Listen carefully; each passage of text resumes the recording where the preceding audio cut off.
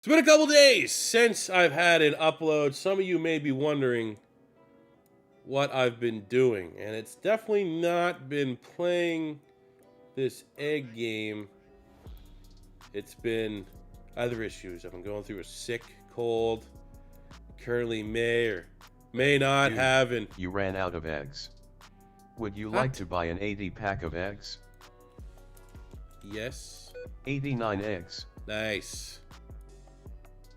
What? That one egg was 40 eggs? So I've definitely not had an ear infection and or dealing with kidney stones.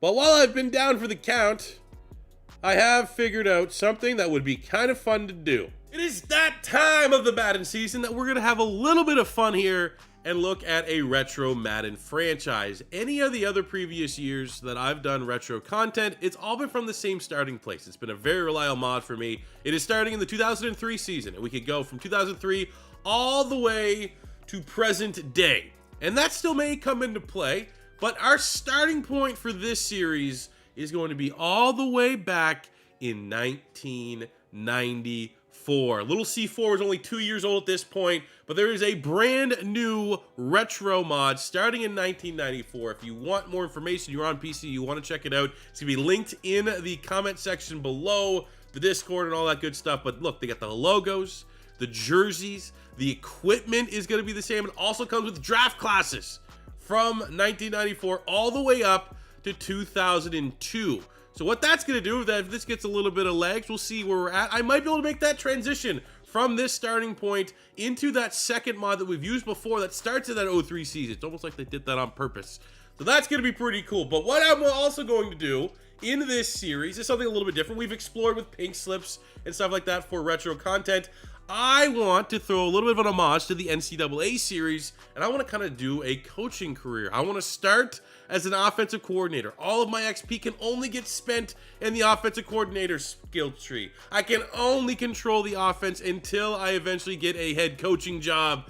I think that's going to be pretty fun. And without further ado, the team that we are starting with as our offensive coordinator, the Miami Dolphins. Where one of the greatest coaches of all time, Don Shula, is looking to reinvent his offense. Dan Hampton is not getting the job done. So we're going to look at finding someone brand new that can lead this offense, can reinvent this offense in the 1994 season to get another ring for the legendary coach. Where will the Miami Dolphins turn?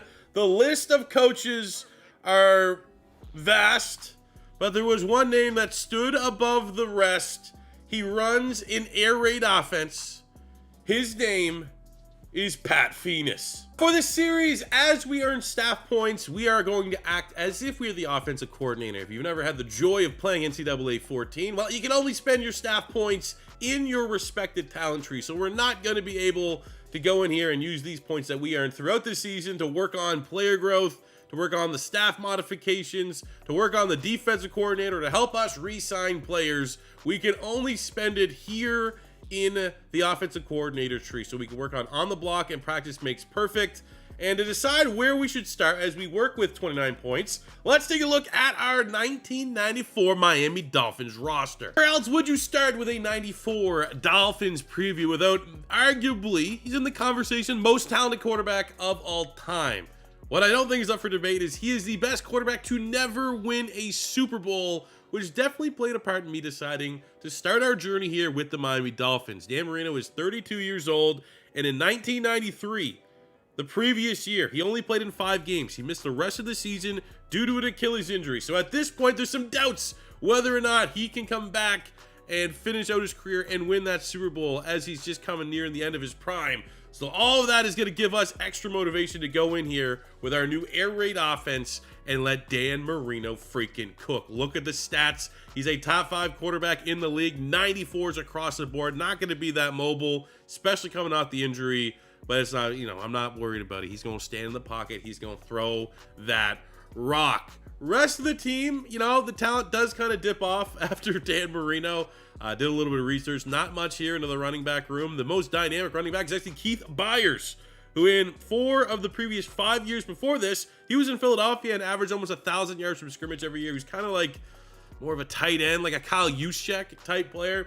get up there in age a little bit, but he will be a weapon to consider while we are trying to operate this offense. Our best wide receiver is Irvin Fryer, superstar dev playmaker here, and he's coming off a 1,000-yard season in 1993, the year before this, and that's without Dan Marino. So very underrated player for his time, brings some nice speed as well. Outside of that, we have OJ McDuffie, who was a first-round pick in 1993. Looking at his career, I never heard of him. I never heard of really any of these other wide receivers, but McDuffie was pretty much a role player. He did have 1,000 yards in the 1998 season with the Dolphins, but he kind of was just, he was a role player. So didn't live up to the billing of a first rounder. So we definitely are going to want to look to add some weapons, not only to the running back room, but to the wide receiver room. At the tight end spot, we have Keith Jackson, who most famously, did his best career statistically in terms of his era, was with the Philadelphia Eagles, but he's here. He's this nice little veteran for us, 81 on the tight end. Offensive line, Richmond Webb is our highest rated player, superstar offensive tackle, 97 overall. He was a two-time All-Pro and made the 1990s All-Decades team. We also have right next to him Keith Sims, who was a three-time Pro Bowler between the years of 1993 to 1995. Rest of the offensive line is just nothing special, all things considered. So that is going to be, really across the board. As soon as we get past left guard, guys we need to look at improving for in the draft. On the defense, we got Jeff Cross here at defensive end. He is an 80 overall. He had 10.5 sacks in 1993, so he's looking to build off of that, his best career year. Right defensive end, we have Marco Coleman, who was the 12th overall pick in the first round of the Mighty Dolphins in 1992, so only 2 years ago, and he was also the runner-up for the Defensive Rookie of the Year that year. Couple slow years following that, so he's entering this season trying to live up to the hype from his very nice rookie season in the NFL. On the defensive line, not much to say outside of Tim Bowens, the rookie who is rolling a superstar dev. He was the 20th overall selection in the 1994 draft, so he is the prize of our rookie class, and he actually won this year Defensive Rookie of the Year. So when you are a nose tackle, 6'4", almost 330 pounds, and you're winning Defensive Rookie of the Year, you are an absolute monster. So he's one of those guys, never heard of him in my life. Maybe if you're a diehard Dolphin fan, you would have. But that's kind of awesome. I'm kind of imagining we got a little bit of a mini Vince Wilfork here on our roster. Linebacking core is nothing too crazy, especially on the two outside linebacking spots. Guys that we're going to have to look to replace sooner than later. But middle linebacker, we have Brian Cox, who was a three-time Pro Bowler, who's easily our best linebacker on the roster. Into the secondary, we have Troy Vincent, who is kind of a theme here, who had his best spell of his NFL career with the Philadelphia Eagles. But when all said and done, he was a first-team All-Pro. He had 47 career interceptions, made a bunch of Pro Bowls, and he's only entering his second season as he was drafted by the Dolphins before he went on in free agency to the Philadelphia Eagles. So hopefully he actually could stay put here with us and develop into a monster. We have J.B. Brown, who had 5 interceptions a year before we're starting in 1993, so kind of building off of that. Outside of that, not a lot of depth to the secondary, and our safeties are bang on average. Only last thing to talk about the roster is Stojanovic, our kicker, was an All-Pro, first-team All-Pro in 1992, so he is one of our highest-rated players. So it's not quite a cupcake roster per se, but it's a team that is going to be very interesting for us to only control the offense, given that it's Dan Marino and not a lot of help outside of that. So we're going to try to rebuild this offense. We're going to try and rebuild the legacy of Dan Marino, and it all starts by having a strong first season. So now that we know the makeup of our roster, it was pretty easy to decide where we were going to spend our first stat points. One, with Dan Marino being an X factor, let's be able to equip that, and knowing Dan Marino is coming off an injury, plus you just generally want to prioritize injury prevention, get the injury boost. Because the real question is going to come, where are we going to spend our next points? Do we want to work here on the right-hand tree on our skill position players, or do we want to protect Dan Marino, keep him upright, and work on the left-hand side? But that is for another day. So before we get into the first game of the season, I do want to talk about draft classes. It's always been a hot topic anytime we do retro content, because we are recreating history, but we obviously know who the good players are going to be. And anytime you came across a player that was going, third round, let's just say, well, here, I don't know the exact number, but Terrell Davis was like a 5th round pick. We all know Terrell Davis. I'll tell you right now, he's like a 78 X factor. So when we leave the draft classes as is, it would put the onus on us to do we just not draft that player? Is it gonna be too cheesy for us to draft that player?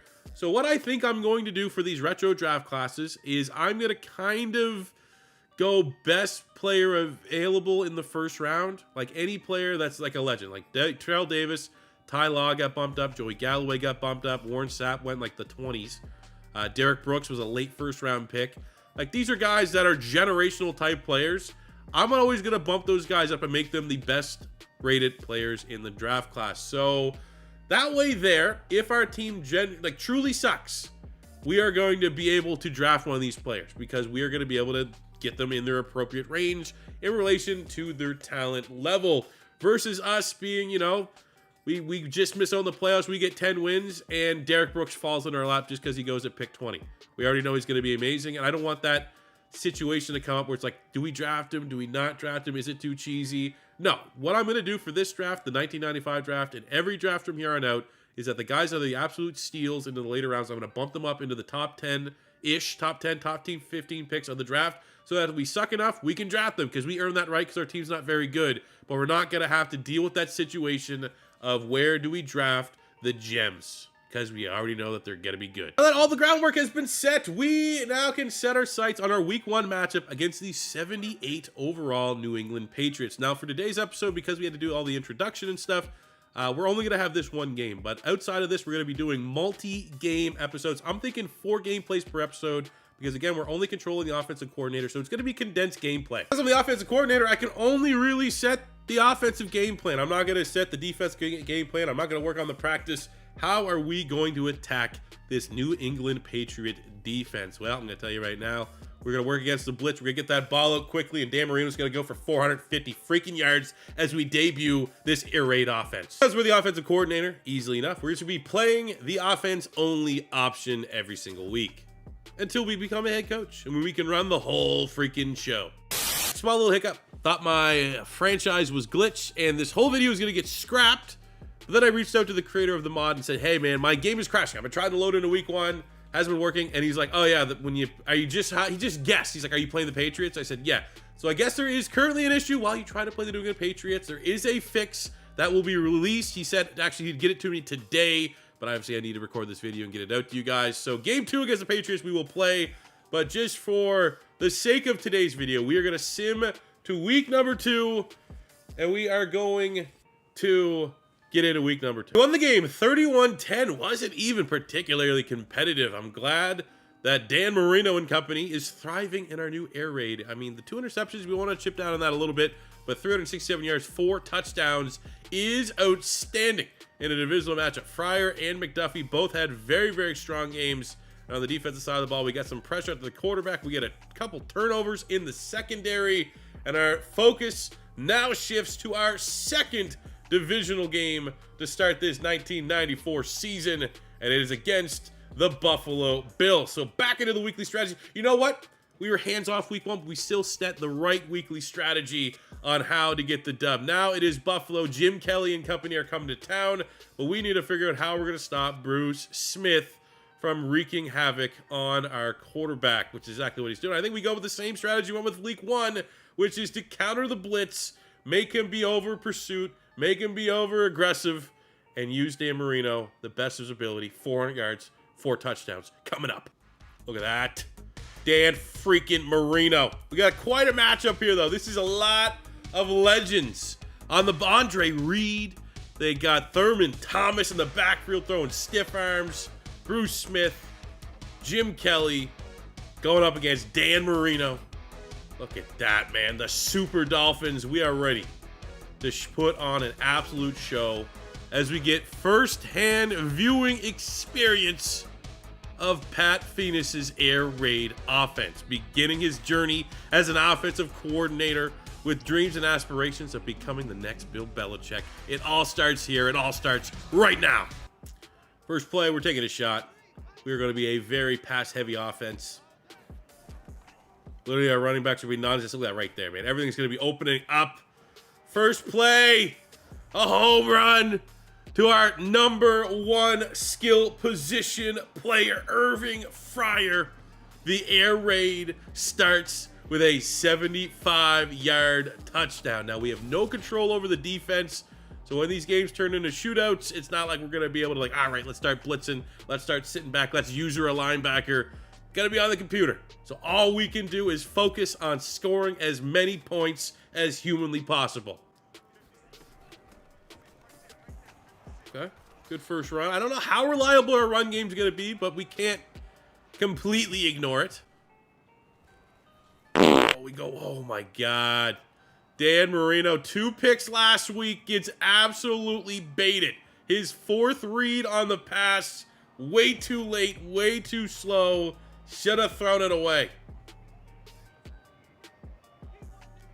Got a 3rd and 2, get a nice slant. Urban Fryer, top of the screen, primary read. Get him on the inside, throw it behind the linebacker, move the chains. All right, Urban Fryer picked up an injury. Bruised elbow, honestly, bruised elbow.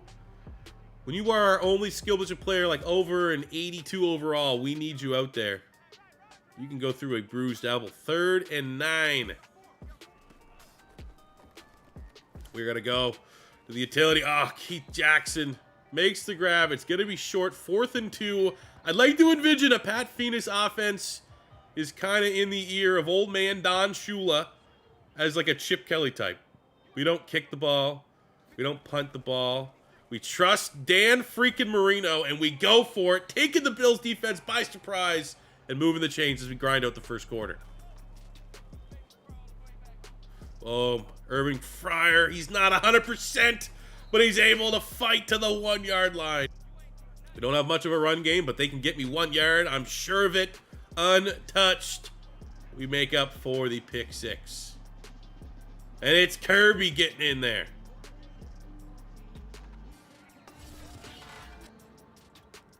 Defense does their job. Gets out the field. All right, 3rd and 5. After the defense does their job. They've done a great job. The only points are because the offense. Self-inflicted wounds. 3rd and 5. McDuffie's our speedster at the top. We'll go for the first down, and it's a great pass break up there by Smith. Forces the punt. Fortunately, can't do nothing about that. Gotta trust the defense.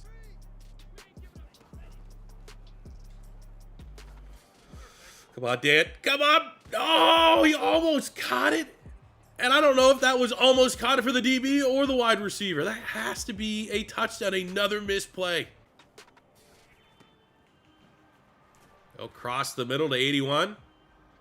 That's McDuffie.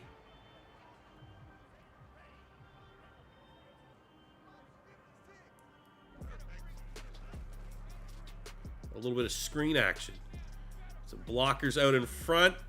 Man, Kirby's been underrated. He got about 60 yards, 70 yards rushing for a guy that's, I believe, like below a 75 overall. He's contributed nicely. You know what? No one ever said learning a brand new air raid offense would be easy. I'm sure, you remember back Chip Kelly with the Philadelphia Eagles. Things were a little rough until they weren't. And there's another back-to-back shooting ourselves in the foot type play, but that is protecting my quarterback from getting absolutely pummeled. 3rd and 26. We're about 1 down away from needing Fred X. We'll send McDuffie deep.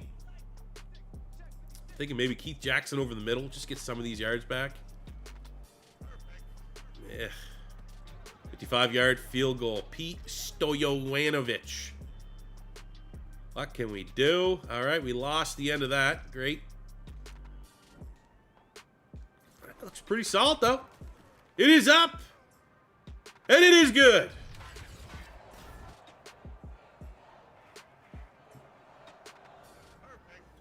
Come on, defense. We give up our first touchdown of the game. Damn it, 3rd and 1. Man, much like when you would play as an offensive coordinator in NCAA, you never wanted your defense to have the ball last.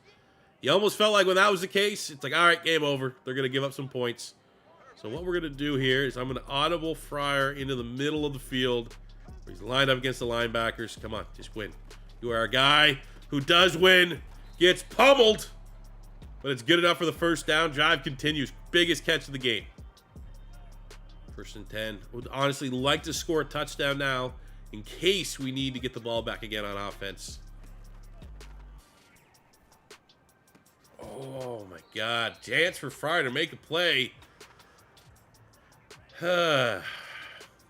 Pinch me if you've heard that before here today. Chance to make a play, does not. Now he's off the field. Best playmaker off the field. Biggest throw of the game. Oh my God! One-handed catch. Keith Jackson. Holy shit. What? Oh. Yes, sir. Episode 1 starting with the heat. Come on, defense. Use that as motivation to just let them get another freaking touchdown. No way. Minute to go. Let's go win it. Mine. PI? Or just make an insane grab. That's fine. Equally as... I'm not going to say equally, but that was filthy. From Ingram, who's like in the 70s. I'm going to put that one on Dan Marino making the play. Look at this throw again. 24 is obviously not the best. I think that's PI. And he catches it behind the back. Maybe try to get that before we take a couple more shots. We go to the running back out the backfield. Burn our timeout in field goal range, but we want the touchdown. We want to win it in regulation. You can run the ball. These are the head coaches. That's old school Don Shula trying to come in with the play calls there. Yeah, right. This is my offense. Let me run it.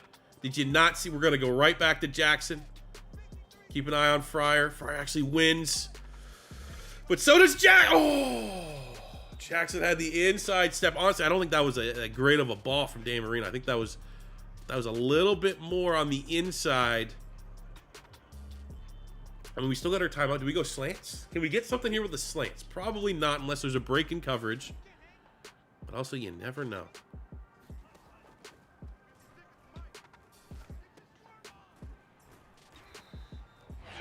Okay. We got the yardage we needed. They're playing prevent. I'd hate to win this on a slants again, but I feel like that's the call. Something quick. If we can get it out, fine. Can't take a sack. Can't throw a pick. We have the tie in our hands. But also, let's friggin' win it.